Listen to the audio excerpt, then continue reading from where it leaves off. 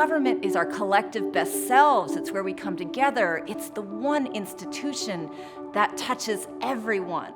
But I get crazy with government. It was designed to not take risks, to be bureaucratic and slow.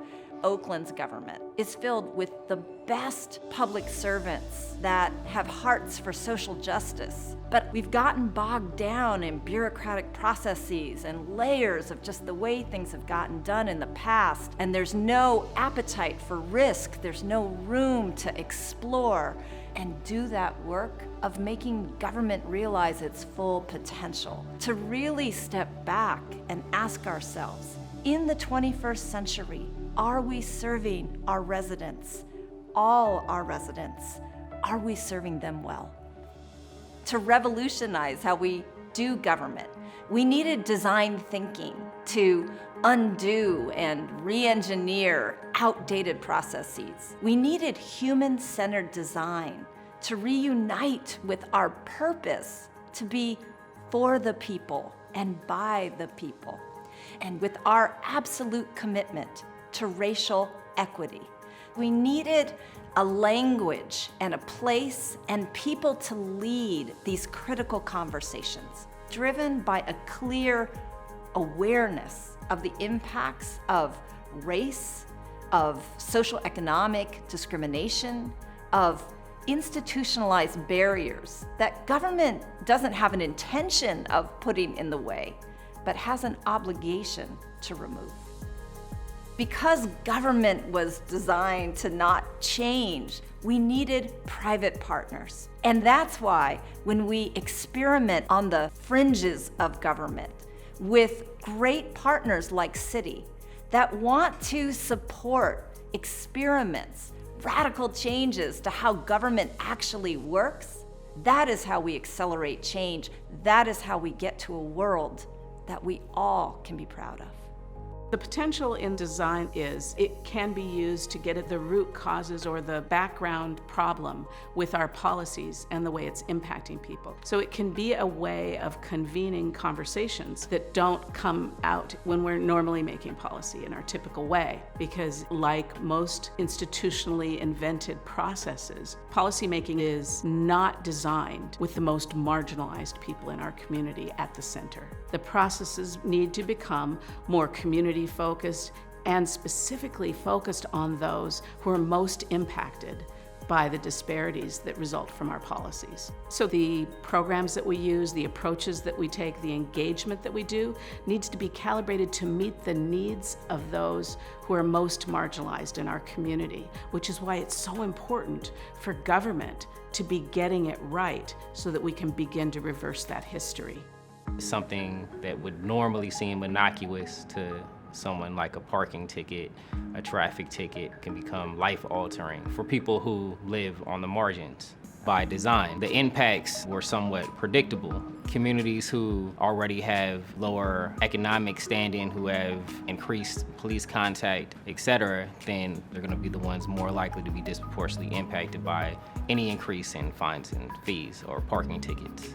The first step to fixing the challenge is to really interrogate the system, really ask, what is the purpose of a parking ticket? Is it enforcement? Is it to penalize? Is it to regulate space? How many people have tried to pay a parking ticket and had problems? What did they have to do to pay the parking ticket? Did they have to borrow money? Is it effective to have a penalty phase of tickets if the people who get tickets can't afford to pay them? Is losing a vehicle as an enforcement mechanism something that's more severe than the violation?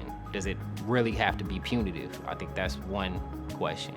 And then once you have those questions answered, that allows you to then try to really seek the answer and see if the data backs up what it is that you're saying, if how the community is experiencing that enforcement backs up the purpose.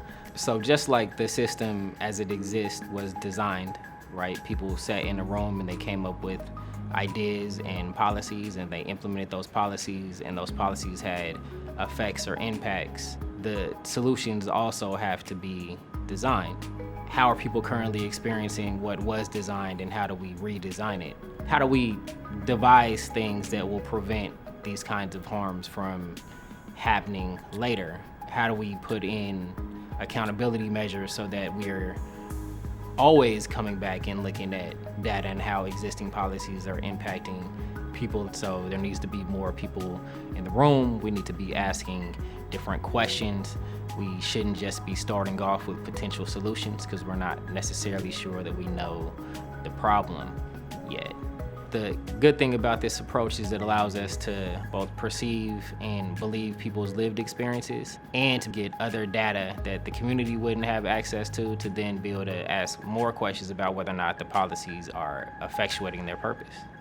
It's important when co-creating the table to bring in both community or advocates and government, because the government employees are the ones who get to make the day-to-day decisions. They're the ones who sometimes are on the front line interfacing with the community, and that's a different way of approaching government. The reason why that's important is because trust is a very big issue for community. And in that way, if we do our jobs right, then we've been able to bring some subset of community and government together in hopes that we're able to build that bridge, which in turn will build that trust. In the past, we would apply a principle of one size fits all. It didn't matter, for example, where the parking meter is located or what time of day it would be. It was always $2 an hour. Now, if you do this shift and you start to say that we're going to actively manage the system, that forces you to pay attention to what the needs and the conditions are of each parking space, of each block, of each neighborhood. And you got to get to know what those needs are. And this means bringing it back in particular to the people on my team, the parking enforcement supervisors, the parking control technicians. It's the diversity of perspectives, both good and bad, of community members, of residents, of visitors to Oakland, of staff members at all levels that we are trying to bring together to have a holistic understanding of the nature of the problem. It's an opportunity to use a human-centered design process that will help me make sure that the services that I'm responsible for managing are being done with fairness, dignity, and respect. Human-centered design provides a robust structure for making sure that the work that we're doing begins with robust community engagement, that we're not simply jumping to solutions, but generating ideas and questions and problems that are coming from the constituents themselves, from those who are impacted by our work.